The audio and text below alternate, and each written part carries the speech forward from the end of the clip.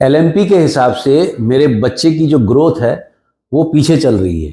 अधिकतर जब आप अल्ट्रासाउंड कराते हैं और चौथे या पांचवें महीने या छठे महीने में सातवें महीने में कराते हैं तो आप देखेंगे जो पहला आपका लास्ट मेंस्ट्रुअल पीरियड के हिसाब से जो आपकी प्रेगनेंसी की डेटिंग होनी चाहिए वो उस समय में डिफर करती है।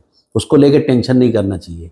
जो आपका पहले 3 महीने में अल्ट्रासाउंड हुआ उस हिसाब से डेट को पक्का करिए, वही सच है। बट यदि 7-8 महीने में जाके लास्ट मेंस्ट्रुअल पीरियड के जेस्टेशनल एज उतने परिमाप से यदि अल्ट्रासाउंड का परिमाप, अल्ट्रासाउंड का एज 4 हफ्ते से कम हो तो डिस्टर्बिंग है। तब देखना चाहिए कि क्या बच्चे में कोई ऐसी प्रॉब्लम है जिसके कारण ग्रोथ नहीं हो रही या फिर आपके कैलकुलेशन में प्रॉब्लम है। यदि बच्चे में कुछ प्रॉब्लम है तो जरूर अपने गायनिक से बात करके उचित परामर्श लीजिए और उचित कार्रवाई करिए।